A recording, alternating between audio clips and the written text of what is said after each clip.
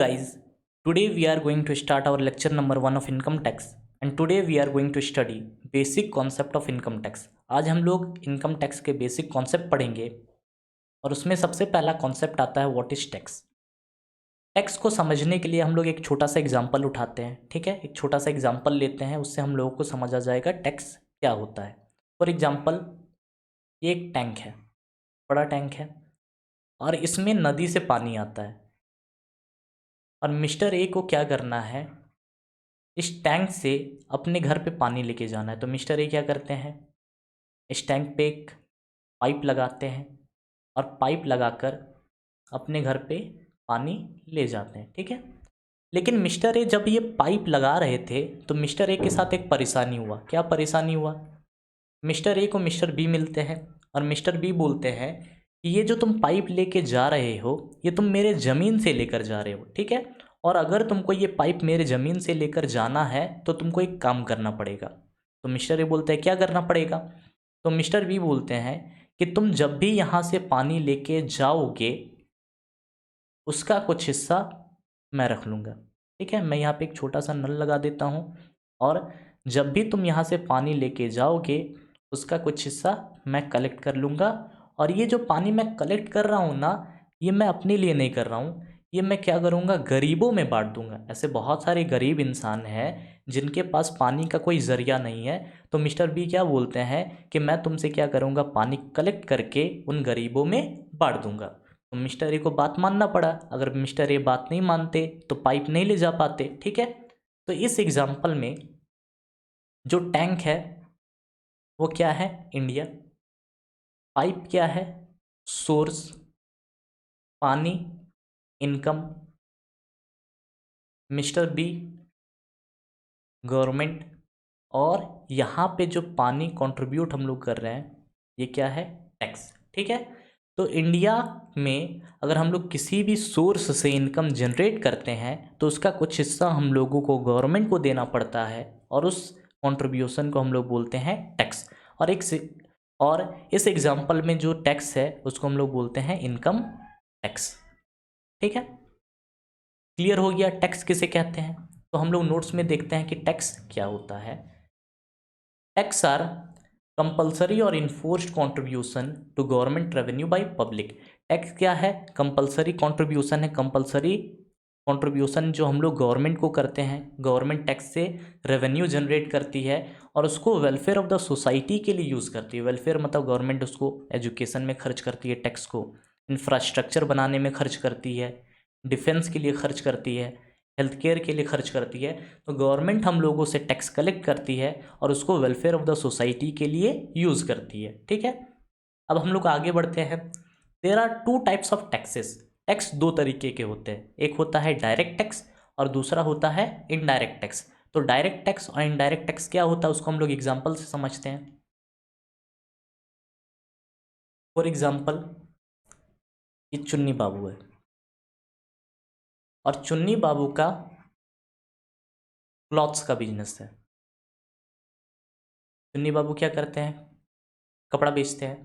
तो गवर्नमेंट चुन्नी बाबू के पास आती है और गवर्नमेंट बोलती है कि देखो चुन्नी बाबू, तुम क्या कर रहे हो, कपड़ा बेच रहे हो और उससे इनकम जनरेट कर रहे हो, ठीक है। तो जो तुम इनकम जनरेट कर रहे हो इसके ऊपर तुमको टैक्स पे करना पड़ेगा। तो चुन्नी बाबू बोलते हैं ठीक है मैं टैक्स पे कर दूंगा, लेकिन टैक्स मैं नहीं पे करूंगा, टैक्स कौन पे करेगा, मेरे पापा। गवर्नमेंट बोलती है खबरदार, मतलब इनकम नहीं था तभी पापा के ऊपर डिपेंड थे और जब इनकम हुआ तभी पापा के ऊपर डिपेंड रहोगे, नहीं, टैक्स का पेमेंट तुम ही को करना पड़ेगा। तो यहाँ पर क्या हो रहा है, गवर्नमेंट क्या कर रही है, चुन्नी बाबू के इनकम के ऊपर टैक्स लगा रही है, ठीक है। और टैक्स का लाइबिलिटी किसके ऊपर है, चुन्नी बाबू के ऊपर, और उसको डिस्चार्ज भी कौन करेगा, चुन्नी बाबू, ठीक है। तो टैक्स का लाइबिलिटी जिसके ऊपर होता है अगर वही पर्सन टैक्स डिस्चार्ज करता है तो उसको हम लोग बोलते हैं वैसा टैक्स को डायरेक्ट टैक्स, ठीक है। तो डायरेक्ट टैक्स मतलब जिसके ऊपर टैक्स का लाइबिलिटी, टैक्स को वही पर्सन डिस्चार्ज करेगा और डायरेक्ट टैक्स हमेशा पर्सन के इनकम या वेल्थ के ऊपर लगाया जाता है, ठीक है। ये हो गया डायरेक्ट टैक्स। अब हम लोग नेक्स्ट एग्जांपल देखते हैं।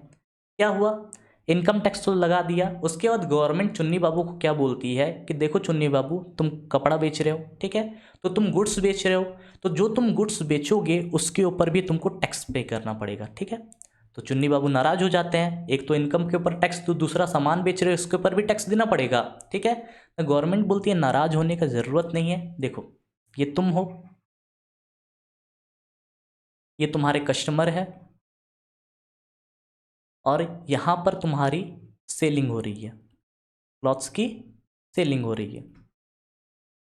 तो तुम एक काम करो ना, तुम जनरली क्या करते हो, कपड़ा को 100 रुपये में बेचते हो और इसके ऊपर मान लो तुमको 20 रुपये का टैक्स पे करना है, तो तुम क्या करो, कपड़े के प्राइस में 20 रुपया जोड़ दो। कपड़ा कितना का हो गया, 120 रुपया का। तुम कस्टमर से कलेक्ट करो 120 रुपया, 100 रुपया तुम रख लो और 20 रुपया गवर्नमेंट को दे दो, ठीक है। तो यहाँ पर क्या हो रहा है, टैक्स का लाइबिलिटी शिफ्ट हो रहा है, टैक्स का लाइबिलिटी कस्टमर का बन रहा है, कस्टमर क्या कर रहा है, टैक्स पे कर रहा है, ठीक है, सॉरी, टैक्स का लाइबिलिटी कस्टमर के ऊपर बन रहा है, लेकिन पे कौन कर रहा है, चुन्नी बाबू। तो अगर टैक्स का लाइबिलिटी किसी और पर्सन के ऊपर आता है और उसका पेमेंट कोई और पर्सन करता है, तो ऐसा टैक्स को हम लोग बोलते हैं इनडायरेक्ट टैक्स। और इनडायरेक्ट टैक्स हमेशा गुड्स एंड सर्विस के ऊपर लगाया जाता है, मतलब जो प्राइस होता है गुड्स एंड सर्विस का, उसी के ऊपर इनडायरेक्ट टैक्स लगाया जाता है। जैसे देखना, अगर कोई भी सामान खरीदो तो उसके पीछे लिखा रहता है प्राइस, और प्राइस में होता है इंक्लूसिव ऑफ ऑल टैक्सेस, तो उसके ऊपर जो हम लोग टैक्स पे करते हैं उसको बोलते हैं इनडायरेक्ट टैक्स, ठीक है। तो एग्जाम्पल समझ आ गया। अब हम लोग नोट्स में देखते हैं क्या होता है। डायरेक्ट टैक्स मतलब tax of which incidence and impact fall on the same person, जिसके ऊपर टैक्स का लाइबिलिटी टैक्स वही डिस्चार्ज करेगा। और डायरेक्ट टैक्स किसके ऊपर लेवी किया जाता है, पर्सन के इनकम और वेल्थ के ऊपर। डायरेक्ट टैक्स का एग्जांपल क्या है, इनकम टैक्स। इनडायरेक्ट टैक्स क्या होता है, tax of which incidence and impact fall on two different person, जिसके ऊपर टैक्स का लाइबिलिटी आता है वो टैक्स का पेमेंट नहीं करता है, कोई और करता है, मतलब टैक्स का लाइबिलिटी किसी और के ऊपर और उसका पेमेंट कोई और पर्सन करता है, तो ऐसा टैक्स को हम लोग बोलते हैं इनडायरेक्ट टैक्स। और इनडायरेक्ट टैक्स किसके ऊपर लेवी किया जाता है, on the price of goods और सर्विस, और इसका एग्जांपल क्या है, जीएसटी, ठीक है। तो हम लोगों ने देखा डायरेक्ट टैक्स और इनडायरेक्ट टैक्स क्या होता है। अब हम लोग देखते हैं features of direct tax. Direct tax के फीचर क्या होते हैं। अब देखो, तुम बहुत ही मुश्किल से पैसा कमाते हो मेहनत करके, अगर कोई तुमसे उस पैसा का हिस्सा मांगने आए, टैक्स मांगने आए, तो तुमको तकलीफ होगा, बहुत दर्द होगा। और दर्द को हम लोग इंग्लिश में क्या बोलते हैं, पेन। तो पेन से हम लोग याद करेंगे फीचर क्या होता है। तो पेन का पी से प्रोग्रेसिव, मतलब जितना ज़्यादा इनकम कमाओगे उतना ज़्यादा टैक्स पे करना पड़ेगा। फॉर एग्जाम्पल, गवर्नमेंट हम लोगों से 30% का टैक्स लेती है, तो अगर आप 1 लाख कमाते हो तो कितना टैक्स पे करना पड़ेगा, 30,000। 2 लाख कमाते हो तो कितना पे करना पड़ेगा, 60,000। तो यहाँ क्या हो रहा है, अगर हम लोगों का इनकम बढ़ रहा है तो टैक्स भी बढ़ रहा है, तो इनकम बढ़ने के ऊपर हम लोगों को ज़्यादा टैक्स पे करना पड़ता है, तो उसको हम लोग क्या बोलते हैं, प्रोग्रेसिव। प्रोग्रेसिव मतलब जितना ज़्यादा इनकम उतना ज़्यादा टैक्स। अब उसके बाद ए से पेड इन असेसमेंट ईयर, हम लोगों को टैक्स असेसमेंट ईयर में पे करना पड़ता है। असेसमेंट ईयर क्या होता है वो हम लोग देखते हैं। फॉर एग्जाम्पल, एक शॉप है और उस शॉप में मेरा खाता चलता है, ठीक है। कैसे खाता चलता है,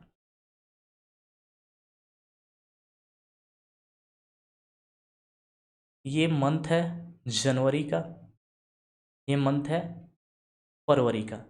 मैं क्या करता हूँ, जनवरी में गुड्स परचेज करता हूँ और यहाँ पर मेरी लाइबिलिटी बन जाती है, ठीक है। और उसके बाद फरवरी में क्या होता है, जो दुकानदार है वो मेरे खाता को एसेस करता है, मतलब टोटल करता है कि मैंने कितना परचेज़ किया, ठीक है। तो एसेस करने के बाद बताता है कि आपको कितना पेमेंट करना है, ठीक है। तो यहाँ पर क्या हो रहा है, मैं परचेज़ किसी और मंथ में कर रहा हूँ और उसका पेमेंट किसी और मंथ में कर रहा हूँ, ठीक है। तो सेम कॉन्सेप्ट तुम्हारा इनकम टैक्स के ऊपर आता है, ठीक है। गवर्नमेंट भी क्या करती है, टैक्स पीरियड चलाती है, मतलब एक पीरियड में आप इनकम कमाइए और दूसरे पीरियड में आप टैक्स पे कर दीजिए। तो क्या टैक्स हम लोगों को डेली पे करना पड़ता है। फॉर एग्जांपल अगर मान लो कोई भी डेली वेज वाला इंसान है, एक दिन में वो 500 रुपया कमाता है, तो खुशी खुशी वो घर जाता है 500 रुपया लेके, जैसे ही दरवाज़ा खोलता है देखता है इनकम टैक्स वाले पहले से बैठे हुए हैं। इनकम टैक्स वाले बोलते हैं ला बाबा ला, मेरा हिस्से का ला टैक्स, ठीक है। तो क्या करेगा, उनका सर फोड़ने का मन करेगा कि नहीं करेगा, ठीक है। तो गवर्नमेंट बोलती है कि देखिए हम लोग आपसे डेली नहीं, वीकली नहीं, मंथली नहीं, ईयरली टैक्स लेंगे, ठीक है। तो ईयरली टैक्स मतलब कैसे लेंगे, 2 टैक्स पीरियड होगा, मतलब सॉरी 1 टैक्स पीरियड होगा, उसमें 2 ईयर होगा, फर्स्ट ईयर और सेकेंड ईयर। गवर्नमेंट क्या बोलती है, आप फर्स्ट ईयर में क्या कीजिए, इनकम जनरेट कीजिए। हम लोग क्या करेंगे, सेकेंड ईयर में आपका इनकम एसेस करेंगे, देखेंगे आप कितना इनकम जनरेट किए, ठीक है। और फिर आपको उस इनकम के ऊपर टैक्स पे करना है, ठीक है। तो जिस ईयर में हम लोग इनकम जनरेट करते हैं उसको बोलते हैं PY, मतलब प्रीवियस ईयर। और जिस ईयर में हम लोगों को टैक्स पे करना पड़ता है उसको हम लोग बोलते हैं असेसमेंट ईयर, AY, ठीक है। तो ईयर जो होता है, ईयर का कॉन्सेप्ट 2 तरह से ईयर फॉलो होता है, एक होता है कैलेंडर ईयर। कैलेंडर ईयर मतलब जनवरी से दिसंबर, और उसके बाद होता है दूसरा फाइनेंशियल ईयर। तो फाइनेंशियल ईयर मतलब अप्रैल से मार्च। तो टैक्स पर्पस के लिए जो ईयर फॉलो किया जाता है वो फाइनेंशियल ईयर होता है। फॉर एग्जांपल हम लोगों का अभी प्रीवियस ईयर क्या है, 1/4/2020 से लेकर 31/3/2021, और हम लोगों का असेसमेंट ईयर कब तक चलेगा, 31/3/2022, ठीक है। तो यहाँ पर हम लोग समझ गए कि टैक्स का जो पेमेंट होता है वो असेसमेंट ईयर में होता है। अब आप आगे बढ़ते हैं। आई से incidence and impact on the same person, मतलब जिस पर्सन के ऊपर टैक्स का लाइबिलिटी वही पर्सन टैक्स को डिस्चार्ज करेगा, टैक्स का पेमेंट करेगा, ठीक है। उसके बाद levied on net income. Net income मतलब फॉर एग्जांपल मैंने 10 लाख रुपया कमाया और इस इनकम को जनरेट करने के लिए मुझे 2 लाख रुपये खर्च करने पड़े, तो 2 लाख मैं माइनस कर दूंगा और उसके बाद मेरे पास जो नेट इनकम आएगा 8 लाख, इसके ऊपर टैक्स पे करना पड़ेगा, ठीक है। अब देखो, गवर्नमेंट हम लोगों से टैक्स कलेक्ट करती है, तो गवर्नमेंट को इसका पावर कहाँ से मिलता है, कोई तो लॉ होगा ना। बिना लॉ का हम लोगों से गवर्नमेंट टैक्स कलेक्ट नहीं कर सकती। तो इनकम टैक्स का जो टैक्स का जो पावर है वो कॉन्स्टिट्यूशन से मिलता है गवर्नमेंट को।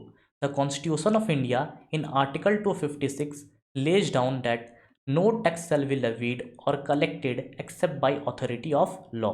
मतलब जब तक लॉ ना बोले तब तक गवर्नमेंट हम लोगों से टैक्स कलेक्ट नहीं कर सकती। तो ऐसा लॉ बना हुआ है कि हम लोगों से टैक्स कलेक्ट किया जाएगा, तभी गवर्नमेंट क्या करती है, हम लोगों से टैक्स कलेक्ट करती है।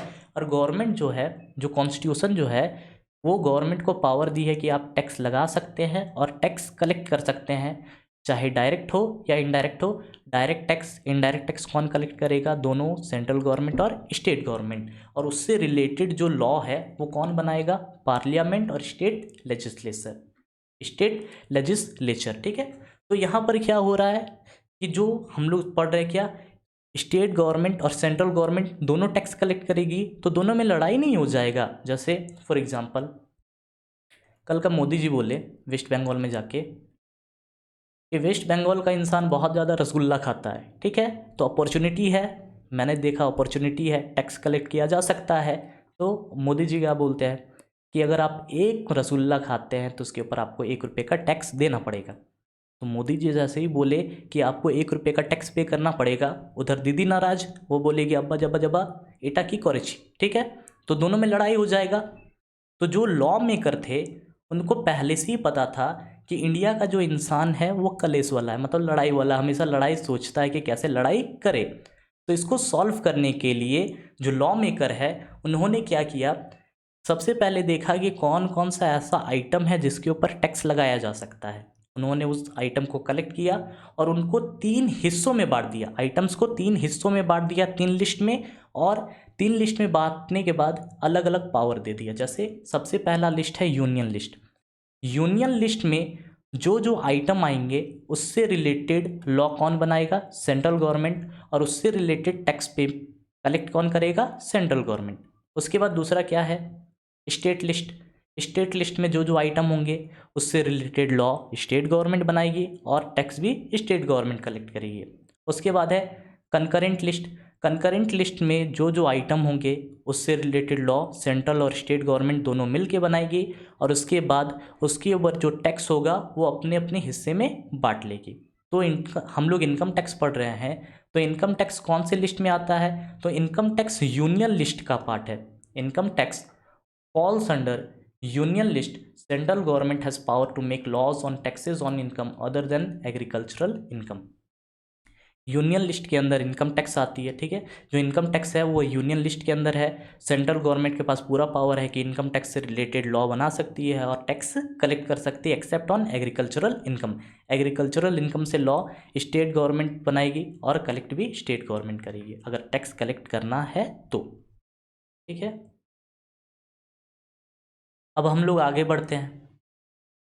हम लोग जो इनकम टैक्स पढ़ रहे हैं उसका सोर्स कहाँ है। जैसे हम लोगों को पता है कि जो गंगा है वो हिमालय से आती है, तो इनकम टैक्स लॉ जो है उसका सोर्स कहाँ से है। तो इनकम टैक्स का जो सोर्स है, सबसे पहला सोर्स है इनकम टैक्स एक्ट 1961। हम लोग इतना पुराना लॉ पढ़ते हैं, नहीं बाबू, हम लोग इतना पुराना लॉ नहीं पढ़ते हैं। इनकम टैक्स एक्ट 1961 जो है उसमें हर साल अमेंडमेंट आता है, ठीक है। और हर साल अमेंडमेंट आता है, चेंजेस आता है, उसके बाद उसका नाम चेंज कर दिया जाता है। जैसे इस साल हम लोग जो पढ़ना है, इस साल जो हम लोगों को पढ़ना है इनकम टैक्स एक्ट, वो उसको हम लोग क्या बोलेंगे, फाइनेंस एक्ट 2020, ठीक है। उसके बाद दूसरा सोर्स क्या है, इनकम टैक्स रूल्स 1962। उसके बाद circular and clarification by CBDT, ठीक है। देखो, जो इनकम टैक्स का प्रोविज़न होता है उसको समझने में किसी को भी कन्फ्यूज़न हो सकता है, ठीक है। तो CBDT क्या करती है, टाइम टू टाइम क्लैरिफिकेशन निकालती है कि इस प्रोविज़न का मतलब ये है, तो वो भी इनकम टैक्स का पार्ट बन जाता है। उसके बाद फॉर एग्जांपल उसके बाद है केस लॉज। इसमें एक एग्जांपल लेते हैं कि इनकम टैक्स डिपार्टमेंट है, इसमें भी इंसान है, इनको भी प्रोविज़न समझने में कन्फ्यूज़न हो जाए, ठीक है। और जो पर्सन है टैक्स पे करने वाला, वो भी क्या करता है, प्रोविज़न को अलग तरीके से समझता है। मतलब एक प्रोविज़न है जिसको इनकम टैक्स डिपार्टमेंट अलग तरीके से समझती है और जो पर्सन टैक्स पे कर रहा है वो अलग तरीके से समझता है, ठीक है। तो इसमें क्या होगा, दोनों में डिस्प्यूट हो जाएगा और दोनों कहाँ पहुँचेंगे, कोर्ट में। तो कोर्ट जो डिसीजन देती है उसको हम लोग बोलते हैं केस लॉज, और केस लॉ भी इनकम टैक्स का पार्ट बन जाता है। उसके बाद हम लोग आगे पढ़ेंगे बेसिस ऑफ चार्ज। और basis of charge income tax act का सबसे इम्पॉर्टेंट पॉइंट है, सबसे इम्पॉर्टेंट टॉपिक है। क्यों है, क्योंकि बेसिस ऑफ चार्ज हम लोगों को बताता है कि किसके ऊपर टैक्स लगाना है, किस रेट से लगाना है, कौन से इनकम के ऊपर लगाना है और कैसे लगाना है टैक्स, ठीक है। तो सबसे पहला, tax shall be charge at the rate prescribe for the year by the annual finance act और income tax act 1961। Income tax का रेट कहाँ दिया होगा, एनुअल फाइनेंस एक्ट और इनकम टैक्स एक्ट 1961 में। उसके बाद किसके ऊपर चार्ज होगा income tax, the charge is on every person specified under section 2 clause 31। 2 clause 31 में जो जो पर्सन का नाम है उसी पर्सन के ऊपर हम लोगों को टैक्स लगाना है। तो कौन कौन से पर्सन होते हैं वो हम लोग आगे पढ़ेंगे। उसके बाद नेक्स्ट पॉइंट क्या बोल रहा है कि tax is chargeable on total income earn in the previous year not the assessment year. हम लोग पहले ही देख चुके हैं कि प्रीवियस ईयर के इनकम के ऊपर हम लोगों को असेसमेंट ईयर में टैक्स पे करना पड़ता है, और इसका कुछ एक्सेप्शन है जो आगे पढ़ेंगे। उसके बाद tax shall be levied in accordance with and subject to various provision contained in the act. जो एक्ट में प्रोविज़न लिखा है उसी के अकॉर्डिंग हम लोगों को टैक्स चार्ज करना है। इनकम टैक्स डिपार्टमेंट अपने से नहीं बोल सकते कि आपको इसके ऊपर टैक्स पे करना है, ठीक है। वो प्रोविज़न के अकॉर्डिंग ही आपसे टैक्स मांगेगी। अब हम लोग आगे देखते हैं कुछ इंपॉर्टेंट डेफिनेशन और कॉन्सेप्ट। सबसे पहला डेफिनेशन आता है एसएससी। एसएससी किसको बोलते हैं, जिसका कटने वाला है, मतलब जो टैक्स पे करने वाला है, ठीक है।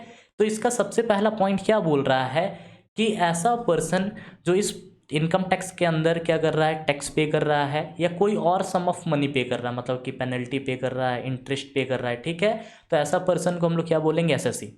अच्छा, इसका मतलब है कि जो टैक्स पे करेगा, इंटरेस्ट पे करेगा, पेनल्टी पे करेगा, उसी को एसएससी बोलेंगे। तब तो बाबू हम लोग बच गए, हम लोग टैक्स पे नहीं करते। तो इनकम टैक्स क्या बोलती है कि सुनो, अगर आपका इनकम एग्जम्पशन लिमिट से ज़्यादा है और आप टैक्स पे नहीं कर रहे हो, तो इनकम टैक्स डिपार्टमेंट आपके ऊपर असेसमेंट का ऑर्डर ला सकती है, आपको बोल सकती है कि आपको असेसमेंट कराना है और उसके ऊपर आपको टैक्स पे करना पड़ेगा। और सेकंड पॉइंट यही बात बोलती है, ठीक है। उसके बाद देखो हम लोग क्या पढ़े कि जो टैक्स पे करेगा, ठीक है, या जिसको टैक्स पे करने का ऑर्डर आएगा उसको एसएससी बोलेंगे। और टैक्स पे करने का ऑर्डर कब आएगा, जब एग्जम्पशन लिमिट से ज़्यादा हो इनकम।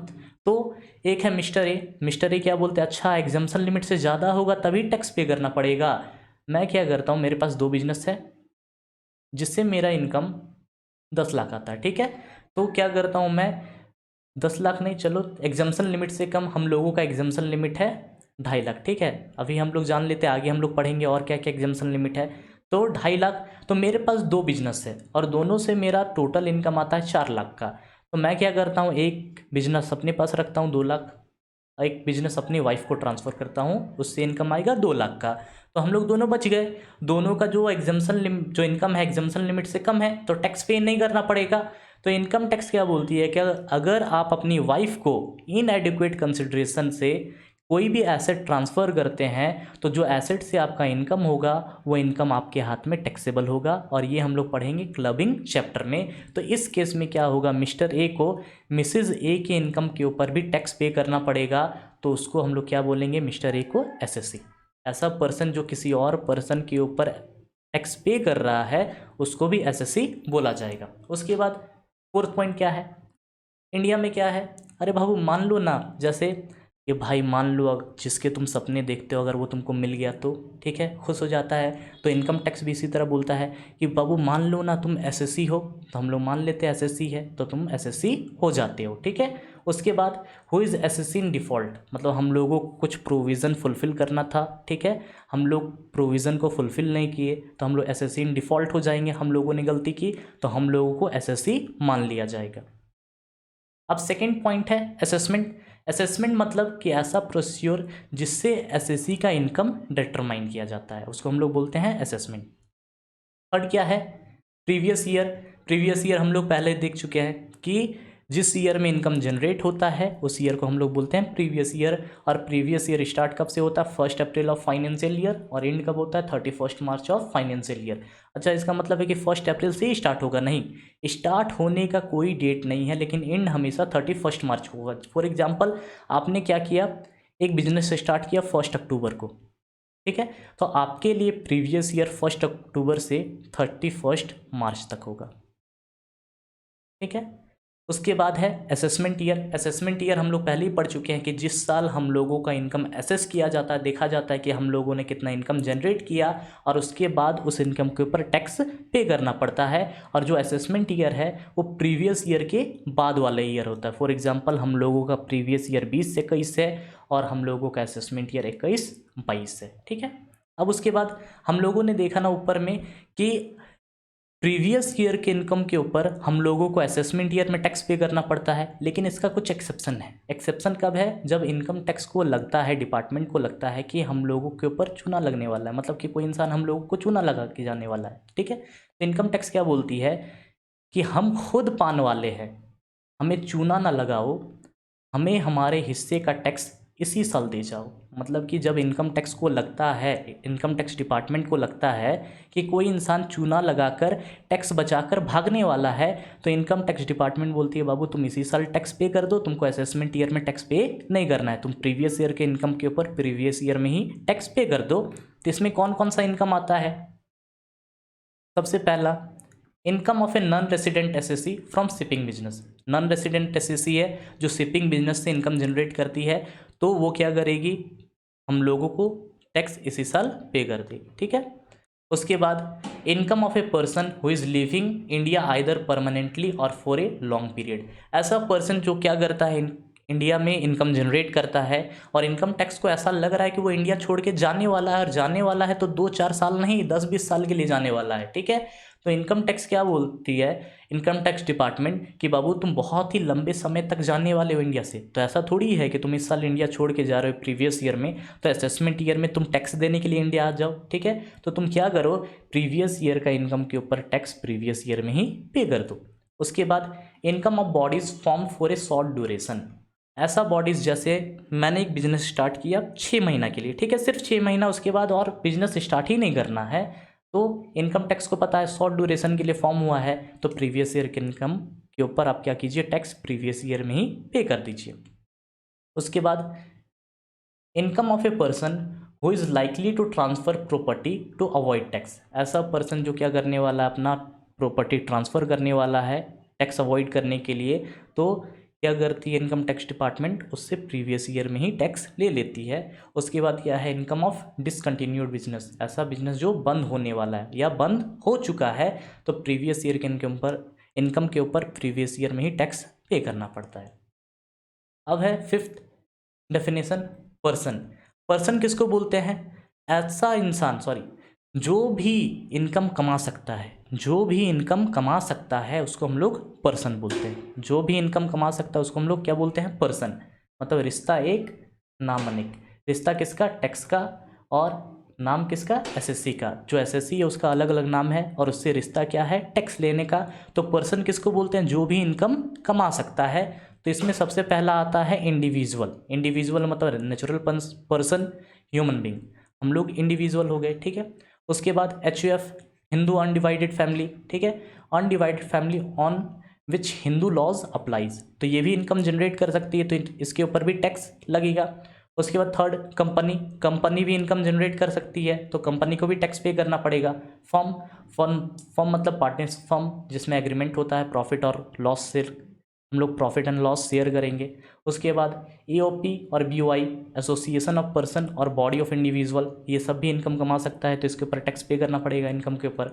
उसके बाद है लोकल अथॉरिटी, ये भी इनकम कमा सकता है, ठीक है। उसके बाद आर्टिफिशियल जुडिशियल पर्सन, इसमें कौन कौन है, यूनिवर्सिटी, जैसे हम लोगों का स्कूल है, यूनिवर्सिटी है, उनको भी इनकम होता है ना, तो उनको भी टैक्स पे करना पड़ता है, ठीक है। तो पर्सन किसको बोलते हैं, पर्सन किसको बोलेंगे, जो इनकम को कमा सकता है। तो हम लोग देख चुके हैं कि individual, HUF, company, firm, AOP, BOI, local authority, artificial judicial person, ये सब क्या कर सकते हैं, इनकम कमा सकते हैं, और उस इनकम के ऊपर क्या करना पड़ेगा, टैक्स पे करना पड़ेगा।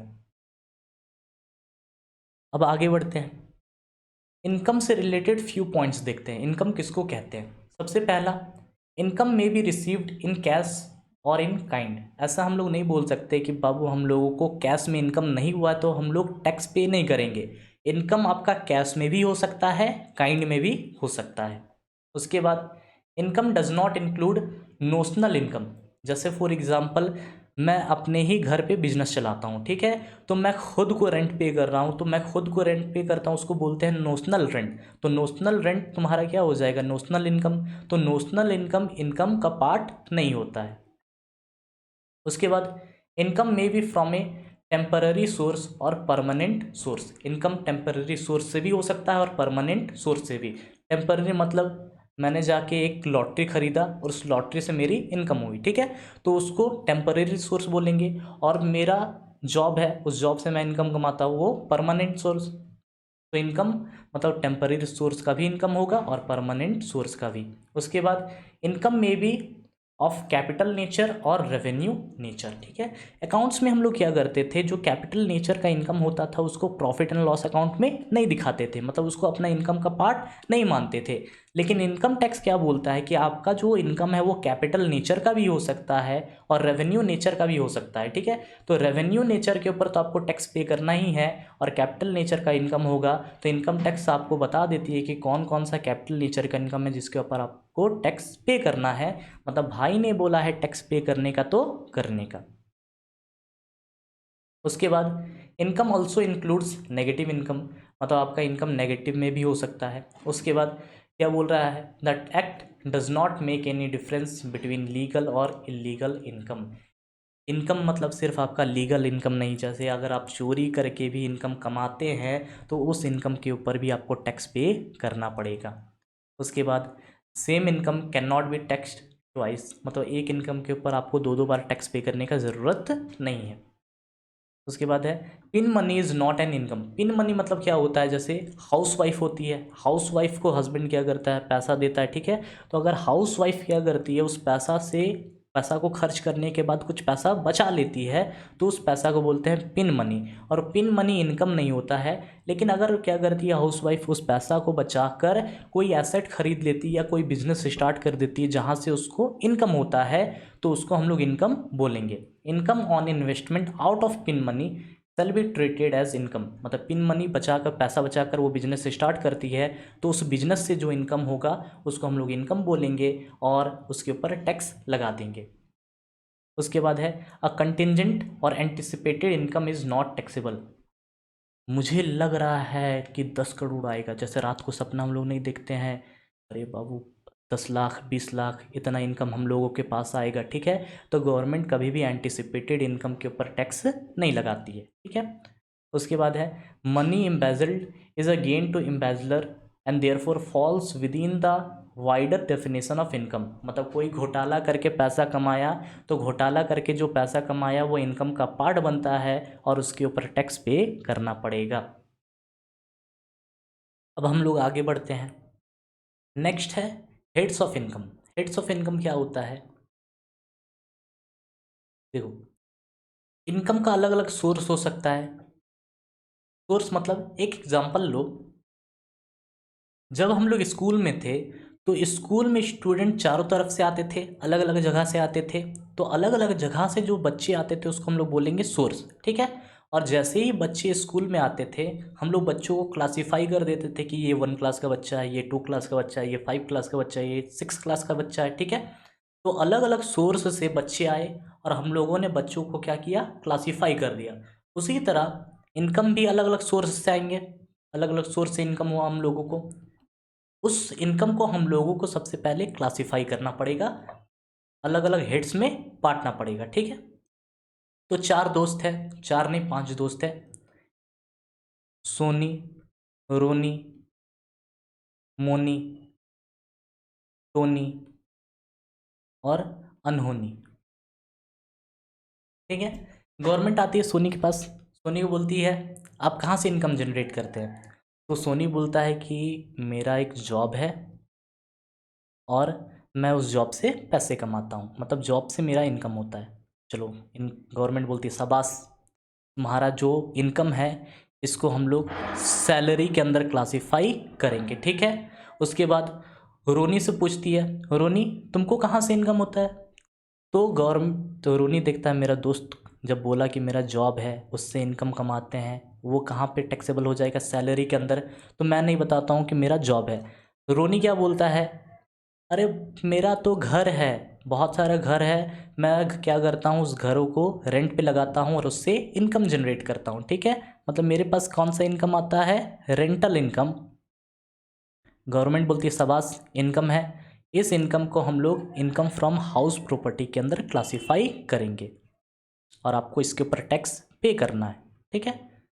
उसके बाद गवर्नमेंट मोनी के पास जाती है, मोनी से पूछती है तुम्हारा इनकम कहाँ से होता है, तो मोनी देखा सोनी और रोनी का इनकम के ऊपर टैक्स लग गया, तो मोनी दिमाग लगाता है और मोनी बोलता है कि मेरा एक छोटा मोटा बिजनेस है और मैं वहाँ से इनकम जनरेट करता हूँ। गवर्नमेंट बोलती है शाबाश, इसको हम लोग क्लासीफाई करेंगे पीजीबीपी के अंदर, आपका इनकम है ना जी, पीजीबीपी मतलब profit and gains from business and profession, इस हेड के अंदर क्लासीफाई करेंगे और जो इनकम है उसको टैक्स कर देंगे। उसके बाद गवर्नमेंट जाती है टोनी के पास, टोनी को बोलती है आपको आपको इनकम कहाँ से होती है, ठीक है। तो टोनी बोलता है, टोनी भी सोचता है कि अरे भाई जॉब वाला भी फंस गया, रेंटल इनकम वाला भी फंस गया, बिजनेस वाला भी फंस गया। टोनी बोलता है कि मेरा ना ही जॉब है, ना ही रेंटल इनकम है, ना ही बिजनेस है। मैं क्या करता हूँ, मैं सोना खरीदता हूँ, ठीक है, गोल्ड खरीदता हूँ और इसको 2-4 साल के बाद जब सोना का भाव बढ़ जाता है फिर मैं बेच देता हूँ गोल्ड को। तो सोनी को क्या हो रहा है, गोल्ड बेचने से इनकम हो रहा है, सॉरी सोनी नहीं टोनी। और इसका जो इनकम होगा गवर्नमेंट बोलेगी शाबाश आपको इनकम हो रहा है, इसको कौन सा हेड में हम लोग क्लासीफाई करेंगे, कैपिटल गेन के अंदर, ठीक है। उसके बाद गवर्नमेंट जाती है अनहोनी के पास। अनहोनी भी सोचता है जॉब वाला भी फंस गया, रेंटल इनकम वाला भी फंस गया, बिजनेस वाला भी फंस गया, गोल्ड वाला भी फंस गया, तो मैं कुछ और सोचता हूँ। गवर्नमेंट इससे पूछती है तुम्हारा इनकम कहाँ से होता है, तो अनहोनी बोलता है कि मैं कभी कभी क्या करता हूँ, लॉटरी खरीद लेता हूँ, लॉटरी जीत जाता हूँ तो मेरा उससे इनकम होता है, ठीक है। उसके बाद बैंक में मेरा फिक्स डिपॉजिट है जहाँ से इंटरेस्ट मिलता है।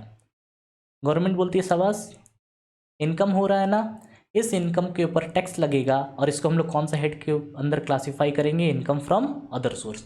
मतलब कि अलग अलग सोर्स से आपका इनकम हो रहा है और सोर्स के इनकम को हम लोग क्या करते हैं, अलग अलग हेड में क्लासिफाई करते हैं। तो अगर आपको जॉब से इनकम हो रही है तो सैलरी के अंदर, अगर आपका रेंटल इनकम है तो इनकम फ्रॉम हाउस प्रॉपर्टी के अंदर क्लासिफाई करेंगे, अगर आपका बिजनेस से इनकम है तो वो पीजीबीपी के अंदर जाएगा, अगर आपको कैपिटल एसेट बेचने से इनकम हो रही है तो कैपिटल गेन के अंदर, और अगर आप क्या करते हैं ये चारों में नहीं फंसते हैं और किसी और सोर्स से आपका इनकम होता है तो उसको हम लोग कहाँ क्लासीफाई करेंगे, इनकम फ्रॉम अदर सोर्स में, ठीक है। 5 शेड है, 5 शेड हम लोगों ने डिस्कस कर लिया। उसके बाद है ग्रॉस टोटल इनकम। देखो ऐसा नहीं है कि एक पर्सन के पास सिर्फ एक ही सोर्स ऑफ इनकम होगा, मतलब कि एक ही हेड के अंदर इनकम होगा। तो एक इंसान के पास सैलरी का भी इनकम हो सकता है, हाउस प्रॉपर्टी का भी इनकम हो सकता है, पीजीबीपी का भी इनकम हो सकता है, कैपिटल गेन का भी इनकम हो सकता है। तो हम लोग ग्रॉस टोटल इनकम कैसे निकालते हैं, अलग अलग हेड का इनकम को जोड़कर, अलग अलग हेड का इनकम को जोड़कर जो इनकम आता है उसको हम लोग बोलते हैं ग्रॉस टोटल इनकम। उसके बाद उस इनकम के अंदर हम लोगों को क्या मिलता है, डिडक्शन, ठीक है। ऐसा नहीं कि सारा का सारा इनकम टैक्स हो जाता है। गवर्नमेंट बोलती है कि अगर आप मेरे स्पेसिफाइड स्कीम में, मेरे बताए हुए रास्ते में अगर आप पैसा खर्च करते हैं तो उस पैसा का आपको डिडक्शन मिल जाएगा, मतलब आपके ग्रॉस टोटल इनकम से वो पैसा हम माइनस कर देंगे और उसके बाद जो आपका पैसा बचेगा उसके ऊपर आपको टैक्स देना है, ठीक है। तो ग्रॉस टोटल इनकम मतलब कि जो जो हेड में आपका इनकम होगा, जितना भी हेड में इनकम है सारा हेड के इनकम को जोड़ा जाएगा और जोड़ने के बाद जो इनकम होगा वो ग्रॉस टोटल इनकम होगा। उसके बाद उसमें आपको डिडक्शन मिलेगा और डिडक्शन माइनस करने के बाद जो इनकम बचेगा उसको बोलते हैं टोटल इनकम और उसी के ऊपर टैक्स लगाया जाता है, ठीक है। अब हम लोग देखते हैं next point, rounding off total income और टैक्स। टैक्स को और टोटल इनकम को राउंड ऑफ किया जाता है। जैसे हम लोग बचपन में पढ़े थे राउंड ऑफ नियरेस्ट 10, नियरेस्ट जैसे अगर आपका है 96 तो इसको हम लोग किस में राउंड ऑफ कर देते थे, 100 में। होता था 94 तो किस में राउंड ऑफ कर देते थे, 90 में। तो सेम कॉन्सेप्ट इनकम टैक्स में फॉलो किया जाता है कि जो आपका टोटल इनकम है और टैक्स है उसको राउंड ऑफ किस में करेंगे, नियरेस्ट ऑफ 10। अगर आपका इनकम कितना है या टैक्स कितना है, 5033.66 रुपीज़ है तो ये राउंड ऑफ होके किस में हो जाएगा, 5430 में, नियरेस्ट 10, ठीक है। उसी तरह 5645 है तो 5640 हो जाएगा, 5646 है तो किस में हो जाएगा, राउंड ऑफ 5650। उसके बाद है diversion and application of income. Diversion और एप्लीकेशन ऑफ इनकम मतलब क्या होता है, फॉर एग्जांपल समझिए एक बुक है और इस बुक को कौन कौन लिखता है मिलके, मिस्टर ए और मिस्टर बी। और ये बुक का जो पब्लिशर है, बुक का पब्लिशर ये क्या करता है, जब सेल्स होता है बुक का तो बुक का जो सेल्स होता है उसका कुछ हिस्सा पब्लिशर क्या करेगा, ऑथर को देगा। तो सारा का सारा जो पैसा है वो मिस्टर ए को दे देता है। जैसे फॉर एग्जांपल पैसा हुआ 4 लाख और जो दोनों बुक साथ में लिखा है तो दोनों क्या करेगा, बराबर हिस्से में बांटेगा। तो 2 लाख इनकम किसका हो जाएगा, मिस्टर ए का, और 2 लाख मिस्टर बी का। तो यहाँ पर क्या हो रहा है, सारा का सारा 4 लाख किसको मिल रहा है, मिस्टर ए को। तो मिस्टर ए क्या करेंगे, 2 लाख अपने पास रखेंगे और 2 लाख किसको दे देंगे, मिस्टर बी को। तो जो 2 lakh mister A mister B को दे रहे हैं इसको हम लोग क्या बोलते हैं, डाइवर्जन ऑफ इनकम, ठीक है। उसके बाद है application of income. Application of income मतलब फॉर एग्जांपल मिस्टर ए है और मिस्टर बी है।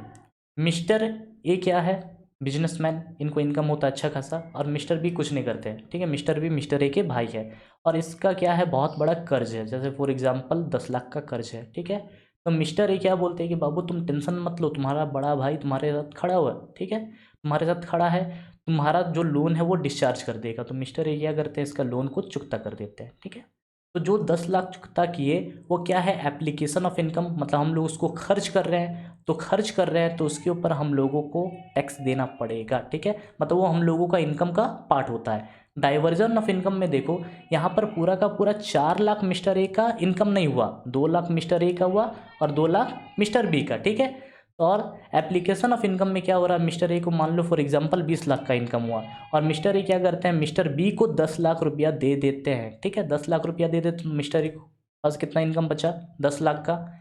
तो ऐसा नहीं है कि मिस्टर ए को 10 लाख के ऊपर टैक्स देना पड़ेगा, मिस्टर ए को पूरा का पूरा 20 लाख के ऊपर टैक्स पे करना पड़ेगा, क्योंकि यहाँ पर मिस्टर ए क्या कर रहे हैं, अपना इनकम को खर्च कर रहे हैं, ठीक है।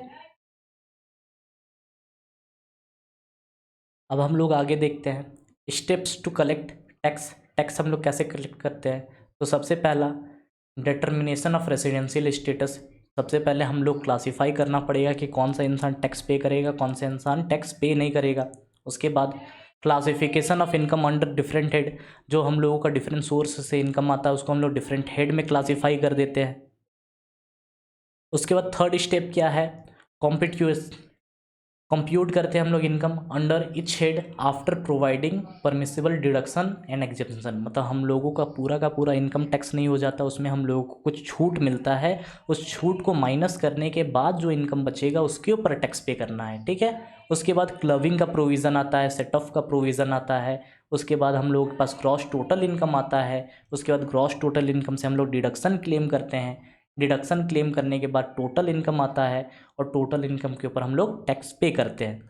तो क्लबिंग क्या होता है, सेट ऑफ क्या होता है, ये हम लोग आगे पढ़ेंगे, आज की क्लास में पॉसिबल नहीं है। इसके ऊपर पूरा का पूरा एक चैप्टर बेस्ड है, क्लबिंग क्या होता है, सेट ऑफ क्या होता है, ये हम लोग आगे पढ़ेंगे, ठीक है। उसके बाद आपका टोटल इनकम आ गया, टोटल इनकम के ऊपर आपको टैक्स पे करना है, और टैक्स का रेट कहाँ से आएगा, हम लोग पहले ही पढ़ चुके फाइनेंस एक्ट 2020 और इनकम टैक्स एक्ट 1961, दोनों में जहाँ पे रेट लिखा होगा वहाँ से रेट हम लोग उठाएंगे और रेट से टैक्स लगा देंगे, ठीक है। ये हम लोगों का बेसिक कॉन्सेप्ट ख़त्म होता है। अब आप लोग बोलोगे भैया और भी बहुत सारा चीज़ है बेसिक कॉन्सेप्ट में, तो वो सब चीज़ नहीं पढ़ना, इसका हार्डली जो वेटेज है 2 से 3 मार्क्स का है, और 2 से 3 मार्क्स का जितना भी कॉन्सेप्ट है मैंने इसमें करा दिया, ठीक है।